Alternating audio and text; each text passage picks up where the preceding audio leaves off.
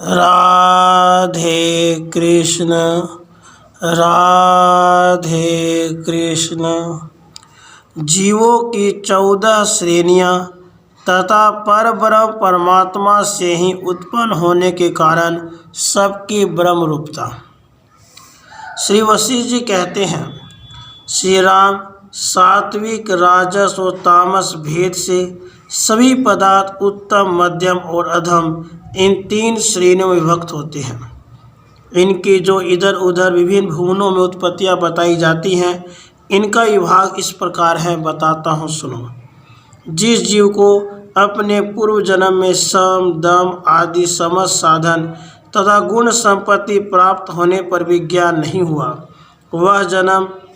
वह जीव इसी जन्म में ज्ञान लाभ के योग्य बनकर उत्पन्न होता है।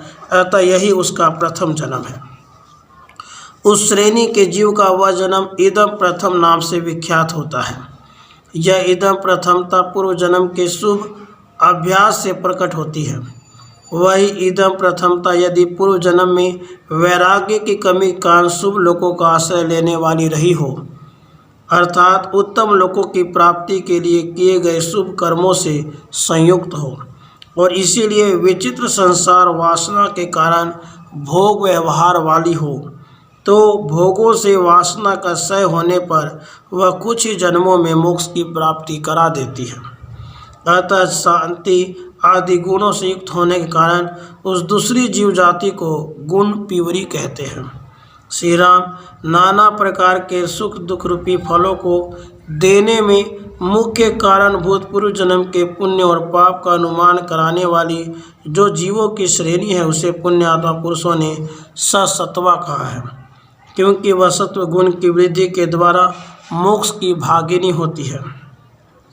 जो जीव श्रेणी विचित्र संसार की वासनाओं से युक्त होकर अत्यंत कलुषित हो गई हो, अर्थात पूर्व जन्म में संचित किए गए अधिक दुष्कर्म जनित दुर्वासनाओं से मलिन हो गई हो, और भांति भांति के भले बुरे फल प्रदान करने वाले मुख्य कारणभूत पूर्व जन्म के धर्म और अधर्म का अनुमान कराने वाली हो, वह सहस्रों जन्मों में ज्ञान की भागिनी होती है। इसलिए साधु पुरुष उसे अधम सत्वा कहते हैं। वही जीव श्रेणी यदि अध्यात्म शास्त्र से विमुख होने के कारण असंख्य अनंत जन्मों के पश्चात वर्तमान जन्म में भी उसके मोक्ष होने में संदेह ही रह जाए, तो उसे अत्यंत तामसी कहते हैं। निश्चय श्री राम जीव की जो उत्पत्ति पूर्व जन्म की वासनाओं के अनुरूप एवं वैसे ही आचार व्यवहार वाली हो, तथा 2-3 जन्मों के बाद जिसे मनुष्य जन्म प्राप्त हुआ हो और वैसे ही कार्य कर रही हो, वह लोक में राजसी कही गई है। जिसके लिए ज्ञान प्राप्ति के योग्य जन्म का मिलना दूर नहीं है। जब जीव को ऐसी उत्पत्ति सुलभ हो जाती है, तब उस जन्म में मृत्यु होने मात्र से उसे मोक्ष प्राप्ति की योग्यता आ जाती है। उस जन्म में इसके द्वारा वैसे ही कार्य होने से जो अनुमान होता है, उसके आधार पर ही मुमुक्षुओं ने उस अवस्था को राजा सात्विकी कहा है। वही उत्पत्ति यदि पूर्वोक्त मनुष्य जन्मों से भिन्न थोड़े से ही देवता आदि जन्मों में क्रमशः ज्ञान प्राप्ति के द्वारा मोक्ष की भागिनी हो, तो वैसे उत्पत्ति को उसके ज्ञाता विद्वान राजसी कहते हैं। वही यदि राजस राजसी की अपेक्षा चिरकाल में मोक्ष की इच्छा से संपन्न होकर सैकड़ों जन्मों के पश्चात मोक्ष प्राप्ति के अधिकारिणी हो, और ऐसे कार्यों का आरंभ करे जिनसे राजस एवं तामस कर्म जनित फलों की प्राप्ति हो, तो वह जीव जाति या जीव श्रेणी सज्जन पुरुषों को राजस तामसी कहा जाता है। यदि वही उत्पत्ति ऐसे कार्यों का आरंभ करे जिनसे सहस्रों जन्मों के पश्चात भी मोक्ष मिलने में संदेह हो, उसे राज शांत्यंत तामसी कहा जाता है। सर्ग के आदि में हिरण्यगर्भ ब्रह्मा से मनुष्य की उत्पत्ति हुई है। तभी से सहस्रों जन्म भोग लेने के बाद भी यदि बहु जन्मों के बाद चिरकाल में मोक्ष मिलने की संभावना हो, तो महर्षियों ने उसे तामसी कहा है। वह तामस उत्पत्ति यदि तामस योनि होने पर भी मोक्ष की संभावना से युक्त हो और वैसे ही कर्मों के आयोजन से सुशोभित होती हो, तो उसे विद्वान पुरुष तामस सत्वा कहते हैं।